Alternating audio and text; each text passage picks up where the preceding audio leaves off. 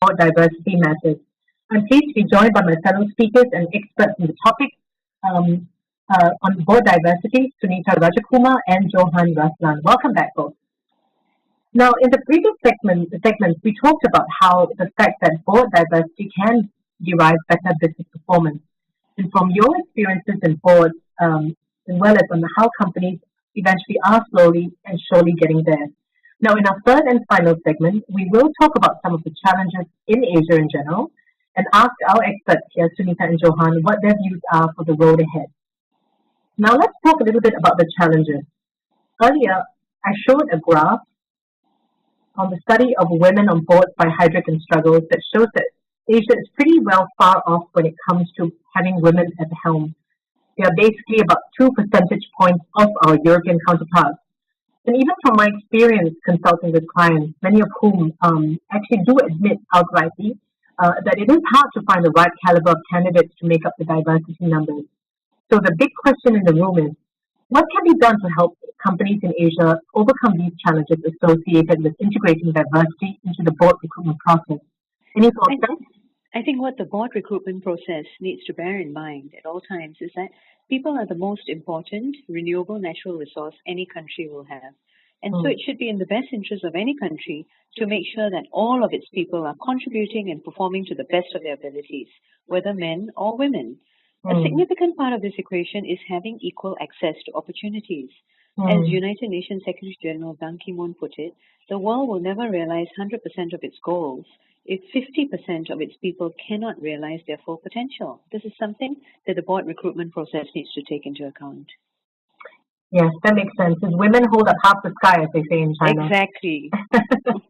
Johan, what about you? Any thoughts there? At the company level, really, the board nomination committee is one that finds and recruits directors. Regulators are very powerful and can actually help a lot. Regulators and stock exchanges and even organizations of company secretaries, etc., can organize roundtable sharing sessions for chairmen and members of nomination committees to exchange best practice and get the standard of recruitment, of how they recruit directors, get the standard up. Spread the word, and I'm sure this will help. Yes, that is true. And I think it takes, in our collective society in Asia, one of the things I think I've learned is that when they see their peers and competitors doing it, that's exactly when companies are much more motivated to do the same. Okay, what about future regional trends? How do you see board diversity evolving across the region in the coming years? Well, I'm very positive, actually. I foresee this women on board movement will be picking up steam. I can't speak for every Southeast Asia or ASEAN country, but this region tends to move fast when something is seen to be good to do. Malaysian companies and regulators certainly do. And, you mentioned competition just now. Countries also like to compete. I won't say which. True. Studies will soon be superseded by experience, and nomination committees, I'm sure, they will see real practical evidence that a diverse board is better than, a boys' club. We are talking about real business after all. Shareholders want to know that the board of the companies they invest in are doing their work, they're questioning, they're being independent. I remember a chairman who once said in front of me, I don't want women on the board. They ask too many difficult questions. That sounds crazy, but it's not really uncommon kind of thing to be heard behind closed doors. Yeah, you're right. Good news is that this kind of prejudice is breaking down. Women get on the board, start to move up the ranks, they will start to chair nomination committees and boards, chairman themselves, and they show therefore the real value they bring. Example, I'll take my hat off to the nomination committee of Maybank, very largest Malaysian companies and banks, when it appointed a female chairman just last year.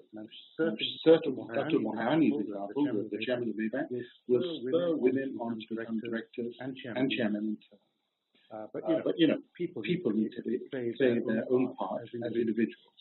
Men need to make a great effort to find those great women who actually are out there. Use search firms. Look outside the usual network of who do we know kind of thing. Organizations like institutes of directors, need to start compiling lists of really good female professionals, not just anybody. Kind of people that can help boards to know good people, women out there. And women need to ask to join boards, need to get on the many lists that are emerging, like in Malaysia FIDIC Forum for banks. And women leaders, national leaders, please don't be shy or embarrassed to push for and advocate for women to be recruited onto boards. Just do it. Yeah, Johan has been a great supporter of this. That's really interesting to hear. And actually, I mean, you're right when you say that women sometimes tend to be shy and not maybe sometimes second guess themselves, and that's actually half the reason why they're not on board maybe. Sunita, what about you? Any trends you see in the coming years? Well, I think at a more macro level, what I think are three trends relating to diversity in general. Firstly, ASEAN is such a heterogeneous, complex affiliation of nations. Almost all of them have a few hundred languages, multiple cultures, races, and religions. Businesses who want to succeed in such a complex ecosystem need to have a deep understanding of the multiple stakeholders, including markets, customers, and governments. Directors and boards which have the best interests of the company at heart and which are seeking the best business strategies should welcome rigorous discussions which reflect and welcome such diversity of views. Layered on top of all of this are the increased risks introduced now by technology and accessibility, where traditional business models are being overturned at an extremely fast pace. So it will be necessary for boards to be receptive towards diverse views if they're looking to survive in a competitive market. Second, I also see increasing demand for higher quality boards, where every voice around the table is actively contributing for the best interest of the company, which is sometimes not the case at present. If rigorous and robust discussion brings about better decisions and better strategies for the company, participants absolutely need to come prepared. They need to have a healthy respect for each other and the value of well-articulated opposing views. In other words, a diversity of views. It can also be viewed as a question of personal integrity. Are you doing what you say you are doing? Are you acting in the best interest of the company? Are you prepared for discussions, sufficiently knowledgeable, or are your contributions mainly anecdotal? So finally, another trend which will inevitably become more important to all stakeholders is the emphasis on the creation of long-term value or sustainability through the prioritization of what matters to us as a people and as a society. For example, the environment.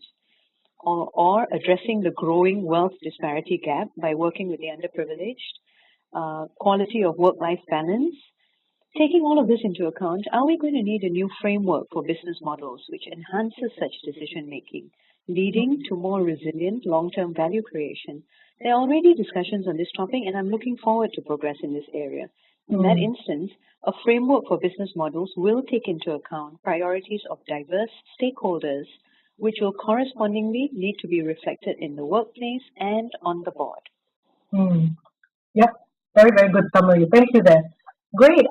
So we've covered a lot of things in the last hour or so, and I'm just going to take the chance to summarize some of the learnings I had as a listener to Sunita and Johan when it comes to achieving a good balance in terms of board diversity.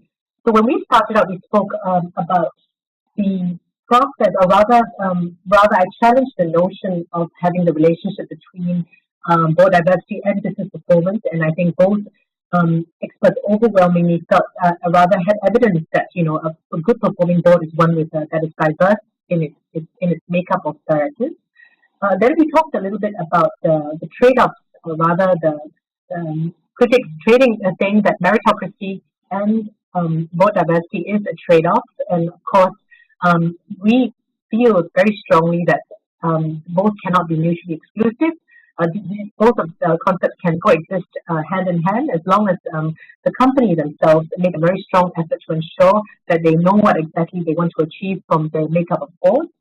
Then we covered what would it be like in terms of, what would it be like in terms of achieving the right balance? So how do we translate words into action? And here, I learned from our two speakers that it's very important to have the tone from the top, building the culture from there, and that people, or rather even women themselves and independent directors shouldn't be shy to nominate themselves to be part of the board as well. So, and the last part that we talked about here, just with a case in terms of looking forward, what are the trends that we're going to see across Asia. And here, I hear from Sunita that the quality of the board is very important. And in doing so, and in trying to achieve a quality board, we need to think about various business models. We need to also think about how we can challenge the current status quo. And from Johan, I remember you saying that men themselves need to make a greater effort to find these women out there and encourage them to be part of this movement. So I hope I covered your thoughts succinctly as possible. At this stage, I'd like to thank the both of you for joining us. Would you have any last words for our listeners in terms of words of encouragement?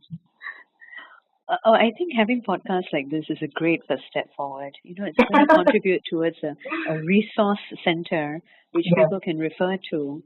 And I think it's, like I said, it's really important that we have a tone from the top, from the regulators, from the governments, to enable the best talent to be available for boards. Agree. And Johan, yourself?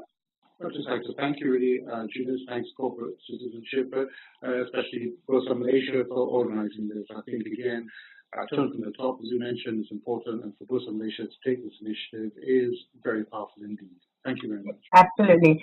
And just to finish off, what Sunita had mentioned about resources, I'd like to share that the Code of Corporate Governance Guide that was issued by Bursa Malaysia just a month ago in December is a very, very useful tool for any practitioners or anyone within organizations who are interested to understand more about how they can go about achieving a good balance in board diversity within their own organizations. So feel free to browse around. Practice Note 4.4 and 4.5 are addressing the topic at hand. Otherwise, if there are any questions or any feedback in terms of other topics that we should address, feel free to contact me. My name is Eunice, and my email address and phone number is attached in the current slide. Okay, thank you very much, Sunita and Johan. Again, it's been lovely speaking with the both of you. It's such an honor, and I hope to do so again very soon. Thank you. Eunice. Bye. Bye. Okay.